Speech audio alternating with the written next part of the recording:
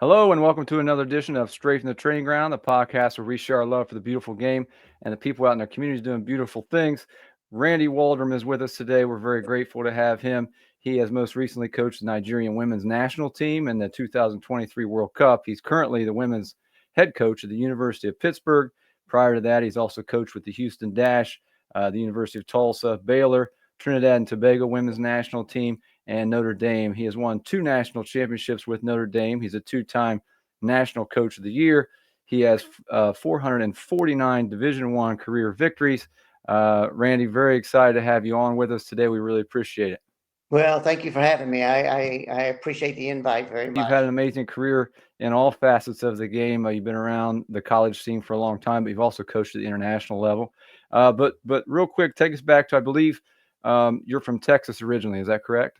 That's right. Irving is my hometown, and actually went to MacArthur High School in Irving, and off to Midwestern State for my university there in Wichita Falls. And ironically, after a very, very brief pro career, playing career, which was uneventful to say the least, when I got into coaching, of course, back in those early days, club soccer, you didn't pay.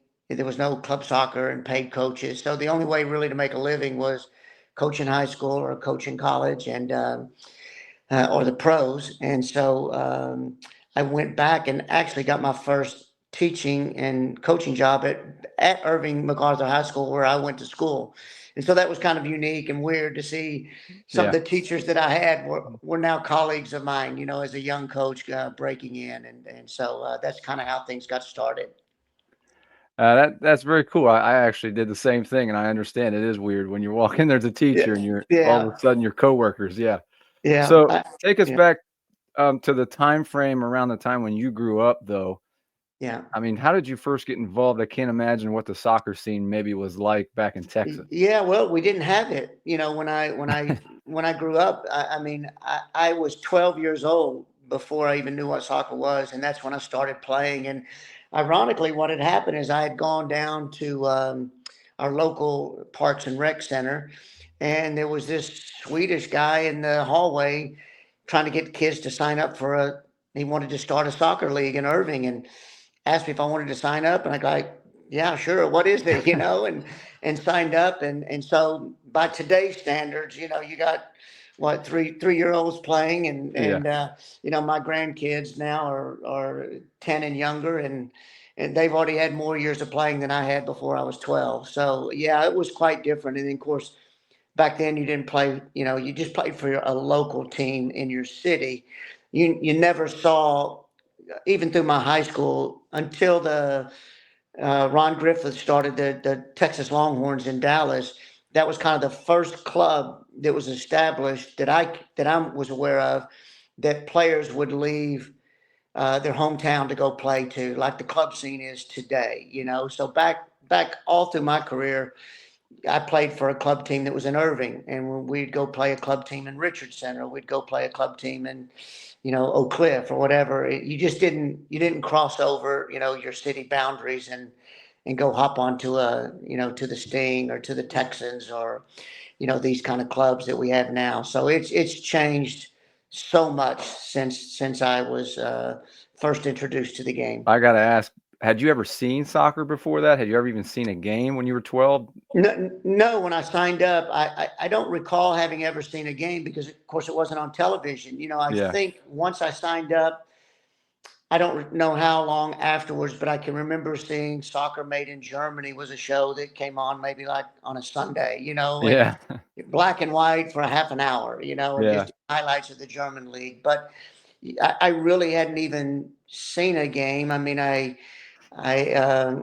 guess we had maybe in PE classes had played a little bit, as an activity. So I Okay. knew a Yeah. little bit about it, but I remember, of course, back then we played two backs and three midfielders and five up front. That was the old WM formation that we all played, and I was just one of the backs.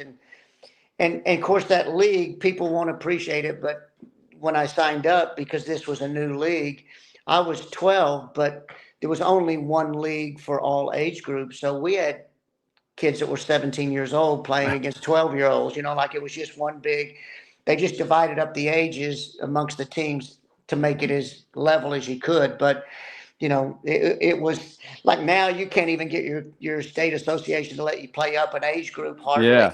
but back then we just played with older kids. And I was really lucky because the Swedish gentleman was kind of, to me, the godfather of soccer in Irving. And he really, really changed my life and gave me a passion for the game. And then I was fortunate when I went to high school. I played for a gentleman named Simon Sanchez, and he was a soccer person. He had played in Mexico professionally, and he was like a second dad to me. And he was my athletic dad, I call it. My real dad was my inspiration, and got the work ethic and the job and all that from him. But he didn't know anything about sports and soccer in particular.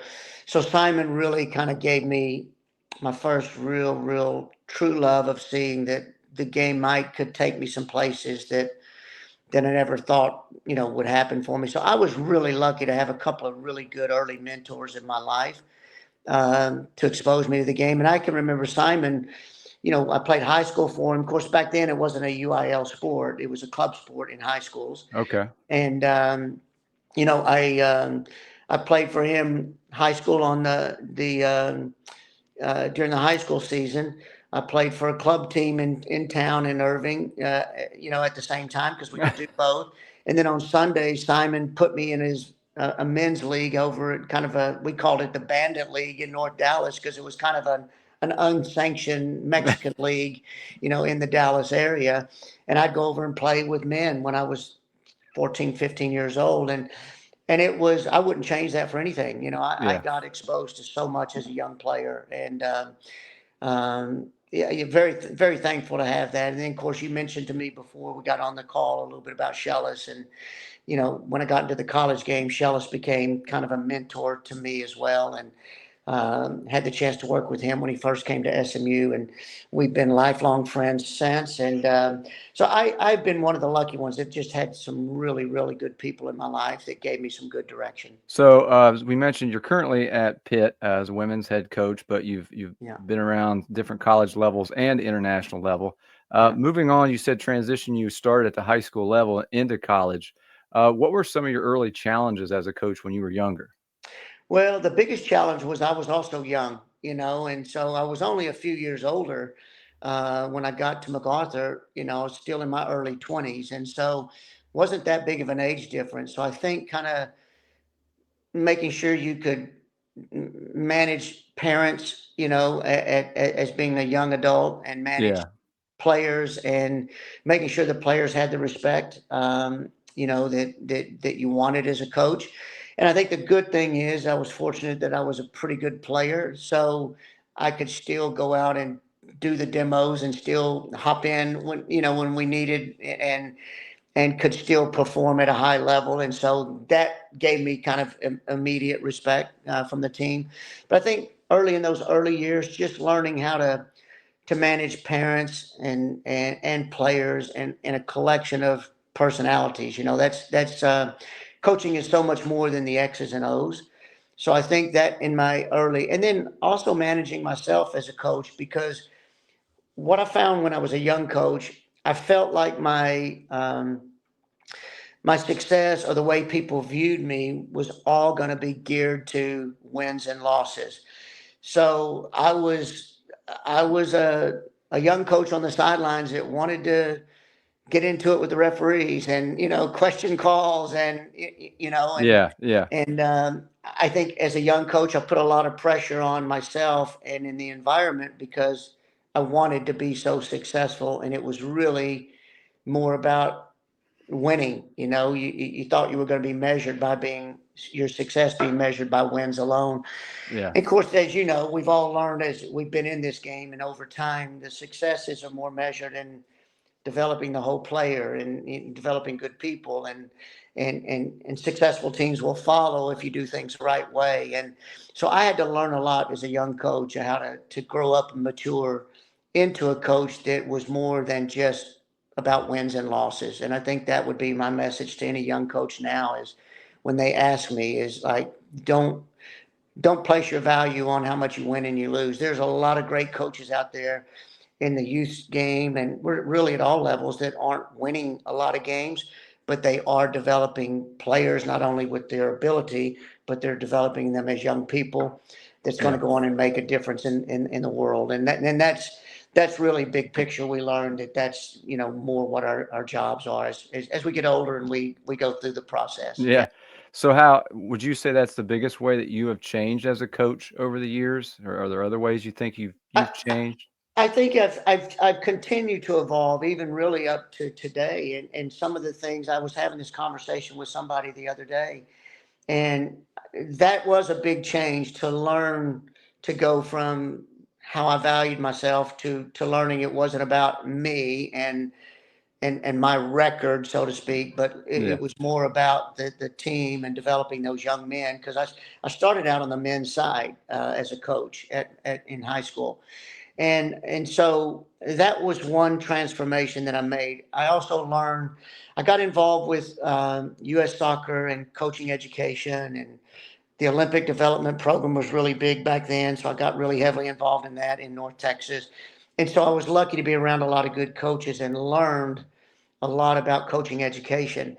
So I learned very quickly that, what the whole process should look like, for a Yeah. top coach. And so that was one of the changes. But I've also learned to um, change with the times, because I grew up in a time that you just did what the coach said. Yeah.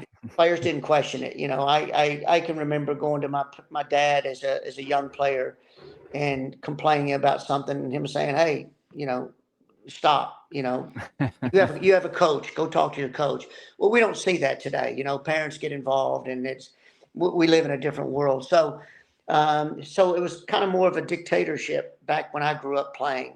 We just did what the coaches said and didn't question it, and the old Vince Lombardi kind of Yeah. idea, right? Yep. And so I had to learn as a young coach to kind of change from that idea to change with the times, where players were starting to question more things, and I really evolved into this transformation of it being my team and we're going to do it my way, to being our team, and I want your input of Yeah. how we best do this. And I think that's what makes coaches successful today. They're invested in their players. The players know now that they have a voice and have input.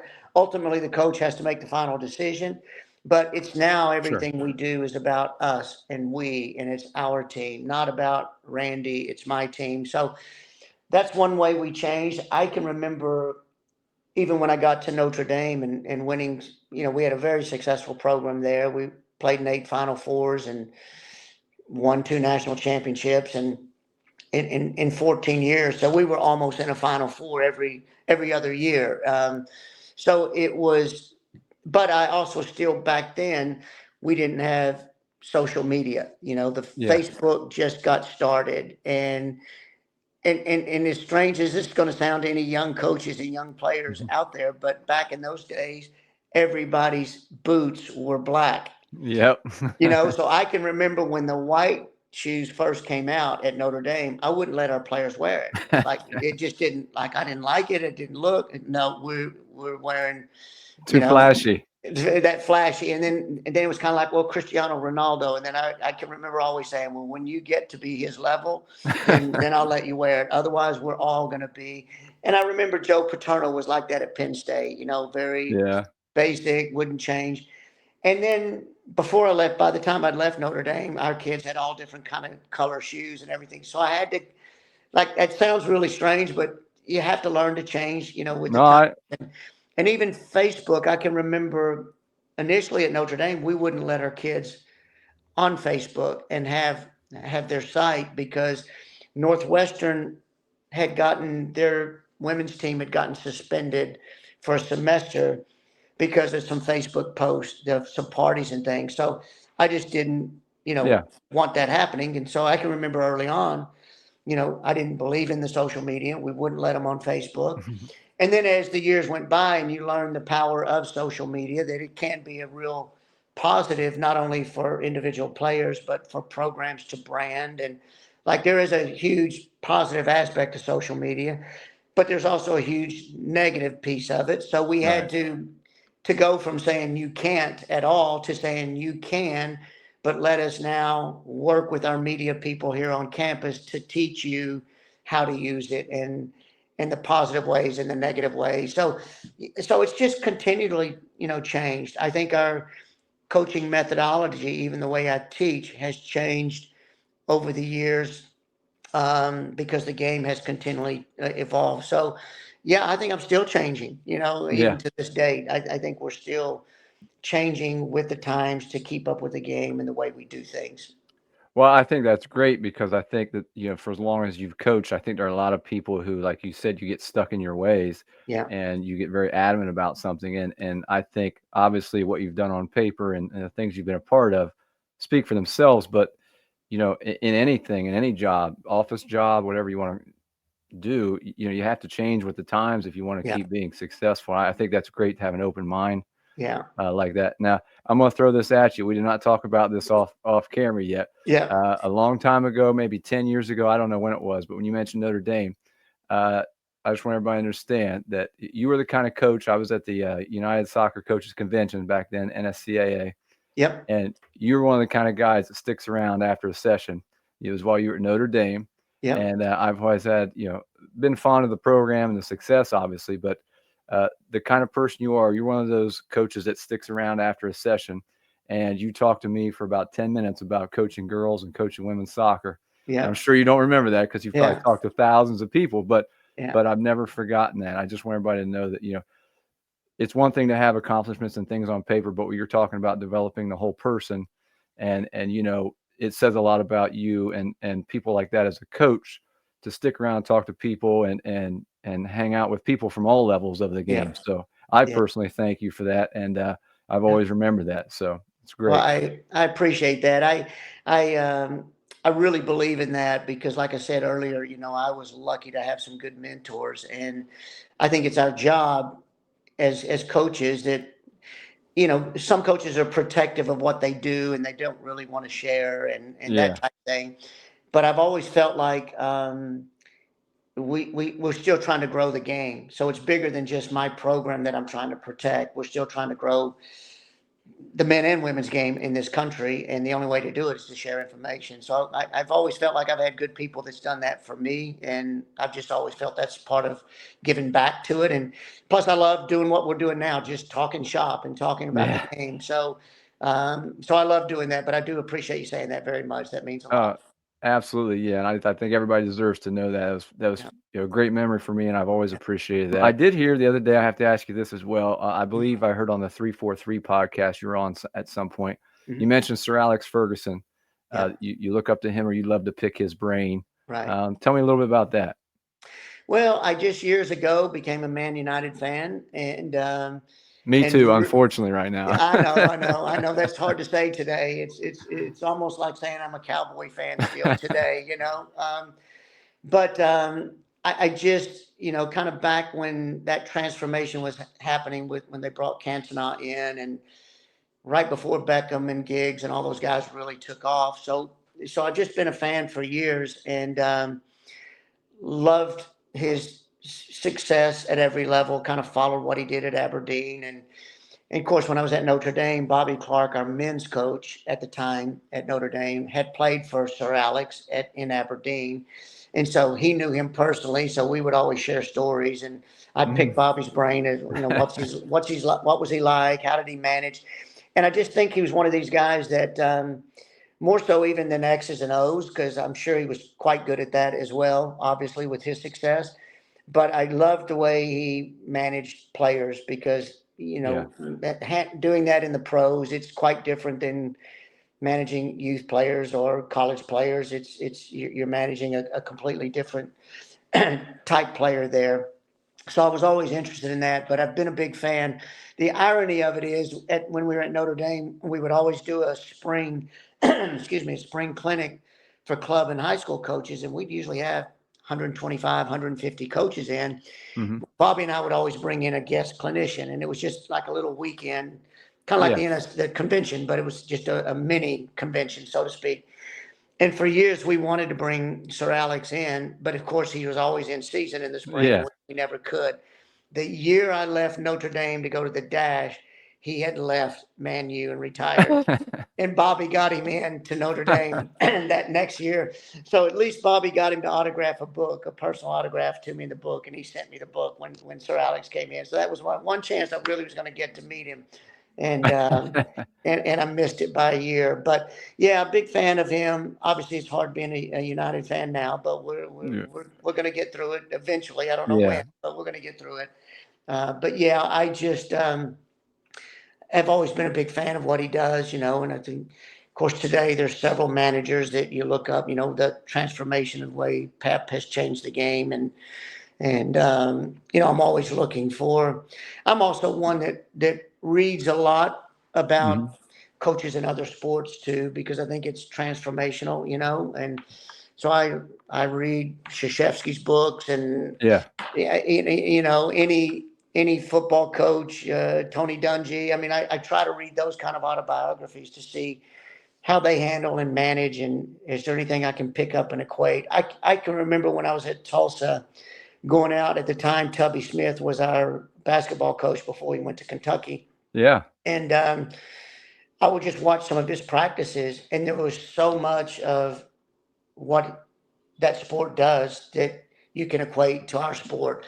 And some of their transition practices and things I can remember as a young coach looking at it and going, I can put Yeah. that 3-on-3 drill into a soccer drill and tweak it this way and get the same idea out of it into our sport. So I'm Yeah. one that's always kind of looking at those kind of things as well. I think that's great, and I think that's great for everyone to hear. Young Yeah. coaches. It doesn't matter how long you've been around. I think someone I talked to recently also, you never have it figured out. Would you agree? No, I mean, exactly. No, if you're a coach, like you mentioned earlier, that kind of gets stuck in your way because whether you've been successful or that's just the way you've done it, I think you're asking for trouble, yeah, because kids today are challenged so much more. They want to know so much more. Technology plays such a big part of it. So you just have to, you have to be willing to be open-minded to other ideas, and whether it's other coaches in your sport or coaches outside of the sport, we should always be looking to evolve and grow. The way I've always viewed it is we're asking our players to grow and get better and yeah, become students of the game. And as coaches, we shouldn't stop becoming students of the game. We can always learn. I don't have all the answers, yeah, and I'm always looking to see how somebody does it. And it doesn't always have to be for somebody that on paper is more accomplished than you. You know, I can't tell you the number of practices I've gone to where I've seen a club coach where maybe I've gone out to recruit a kid and I've gone to the club practice and I've seen something that coach is doing. And even though I'm there to recruit the kid, I'm going, you know what? I really liked what he did there. yeah, And I can take this piece of that or this piece of that and tweak it to fit what I'm doing. So we can learn from each other. It's not you don't have to achieve a certain level of accomplishments before you become an expert in it, right? I mean, yeah, we can all learn from each other. So I get a I get a kick out of that. I just love watching practices and players and coaches work, and if there's things I like, or even sometimes it's not what they're doing, it's how they've said something, and I yeah, go, that's a good one. I'm gonna remember that one. That's a good way to get that point across, because so much of what we do is about presentation and our communication and how we present it. I know there's a lot of great players that have become coaches that aren't good coaches because for whatever reason they could always play it, but they don't yeah, have a way of relaying it and communicating and with players. And there's a lot of great coaches that didn't play at a high level, that weren't great players, but they just have that way, of being hmm, able to get it across. And at the end of the day, as coaches, that's what we have to have our players do, is buy in to what we're trying to present, whether it's your game model of how you're going to play, or buy into your team rules and your core values, whatever. It's all about buy-in. And so you have to be a strong communicator, and you have to find ways to have that attachment to each of your players. And the ones that do a better job of that typically are the more successful And coaches. you talked about, you've been around various levels. I'm gonna get into the international thing here in a second, but Yep. for as long as you've coached in the different levels of success and programs you've been around, I'm curious, just how do you stay motivated personally as a coach? Yeah, I think I'm driven to see if I can get my teams to play the way I want them to play. That's what still drives me. Like, I've always in my mind had a vision of how I think the game should look, how I want my Right. team to play. And so, so I've always put together a game model of that. And then the challenge for me that keeps driving me is going, can we get each of our player to understand completely their role within that game model? And can we really get that game model to work the way I envision it to work? So that's what drives me every day, because I'll probably never get there, to where it just is like, that's the perfect picture, right? Yeah. There's always something that you can do better. And I think that's the challenge, because I love teaching. And my haven is, some people go play golf because they can get their mind off of everything for 4 hours playing on the golf course, right? Yep. That doesn't work for me because I get mad because I'm not good at it. So I want to throw my clubs. But my haven is on the field. That's where my mind is just Yeah. clear of everything, and that's what I love doing. So the teaching part for me has always driven me. Um, so I think just trying, whether I'm in the national team or I'm in my college setting or even when I was with the pro, can I get our team to play the way we want to play? And then also, even within that game model, can you evolve that model where year to year you add a little bit of a tweak, or you add something a little different that's going to create a tactical problem for the opposition? So I'm constantly driven because I'm constantly reading from other coaches what they're doing. I'm trying to constantly gather information of, things I see on the internet, like we all do, and go, hey, can I take that and add that to what I'm already doing? And so I'm just driven to try to one day hopefully have that performance that you go, Yeah. yes, that was perfect. And I know I'll never get there, but I'm driven to try to get as close to it as we can. So I mentioned earlier, you spent some time with the Trinidad women's national team, and most recently, the Nigerian women's team at the World Cup, Yeah, which was amazing accomplishment in itself. But yeah, to me, as a coach, I'm curious myself, how in the world did you balance? I'm sure you get asked that a lot. How did you yeah, balance that? Because you stayed at Pitt yeah. throughout that. And so That's right. how in the world did you balance both of those things um, at the same time? Yeah, the only way, and I'll tell you the answer to that is really, really simple. The only way I could balance it is my son Ben is my associate head coach at Pitt. He was with me for a number of years at Notre Dame when we won our first national championship, and then he went off, as most kids do, want to get away from mom and dad, and he went off and ran some clubs in Dallas and was very successful with FC Dallas and their ECNL programs there, and then when I took the job at Pitt, I was able to convince him to come back and work with me again up here. But because we're so like-minded and the way we see the game and things, he's really a head coach. He's my associate head coach, but he could easily be a head coach on his own somewhere else.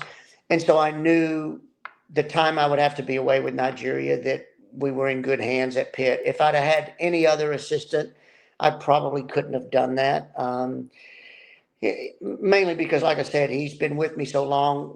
We're driven with the same things, and Yeah. we're trying to play the same way. And he knows how to teach it, and he knows what I want. So that was really the only way. Otherwise, I couldn't have done both. Yeah, That's amazing. I've been yeah, wanting to ask you how in the world you manage that, because I yeah, have enough yeah. trouble just managing, coaching a club team and a high school team. Well, and to show you how good of a job I think he really does too, is when we took this program over 7 years ago at Pitt, it was terrible. There's no nice way to say it. The Yeah. program was 22 years old, and they had only had 2 winning seasons. So it was in a really bad place. So really, that the first year we were here, we got in late, so we just inherited the team and that the previous coach had, Yeah. and we didn't win a conference game at all that first year. And then that next year in 2019, we kind of blew the team up and brought in our recruits. I think we brought in 17 freshmen and started 9 of them. And so from really 2019 up till the current day, we've just gotten better and better and better. And these last 4 years, I mean, in 2020, 2021, we had our first 2 back-to-back winning seasons, I think we won 11 or 12 games, which is more than any Pitt team had ever won. Right. And then in 22, we made it to the first NCAA tournament, the first ACC tournament. We made it to the round of 16. Then in 23, we did the same thing, got to the ACC semifinal for the first time, made it to the Elite 8 in the NCAA, and all of this while I was doing Nigeria. So Ben has done a fantastic job, and really, I give him more of the credit for what's gone on in that growth at Pitt than I would even take for it. Just because, I was split with my time between the 2 teams, and Yeah. we did it. I took it on selfishly when the opportunity came up. I spoke to our AD about it, and she was all for it because we're a big community service driven kind of a campus here. And she understood the giving back to the people in Nigeria that just don't have what we have in this country, quite frankly, the players. And then selfishly is we've recruited some Nigerians, and they've made a difference in our team. And, we'll have 4 on our roster this coming fall. So it opened some doors internationally and gave us some opportunities to make some connections around the world. We've since, because of those connections, brought in a Dutch player and a French player that will be coming in. And so, there was some other reasons to take it on. And then, of course, along the way, we did really well, as you mentioned, playing in a World Cup and kind of getting out of the group of death and only being eliminated in penalty kicks. A lot of people don't realize in that World Cup, we didn't lose a game. I mean, we tied the Olympic gold medalist Canada, and then we beat Australia, and we tied Northern Ireland, and then we played the European champions in the knockout round with England, and we tied the game 0-0. We just lost in penalties. So, and then beyond that, we took them to the Olympics. They hadn't been to the Olympics in 16 years, and we qualified for the Olympics this year. So we were able to do that in France, the Summer Olympics, which was another great experience. And then in September, I resigned my position at Nigeria. So now I'm kind of back full go at Pitt. Yeah. And, but back to your original point, I couldn't have done it without Ben, and he's just done an amazing job with this program and keeping it going.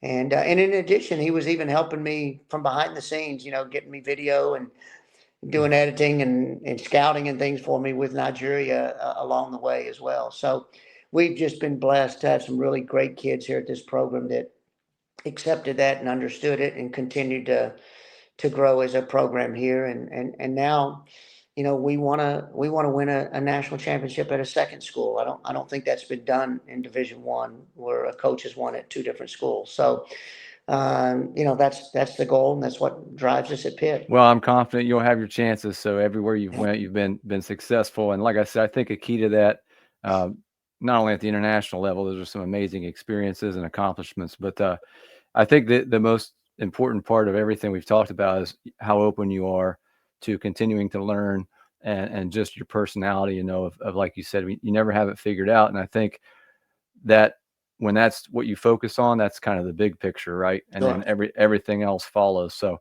we won't take up any more of your time. I know you're very busy, and really appreciate you hopping on here to talk some soccer with us again. Randy Waldrum, the University of Pittsburgh women's coach, one of the most successful Division I coaches in college, men's or women's, and we really appreciate your time, Randy. All right. Well, thank you so much for having me. I appreciate it.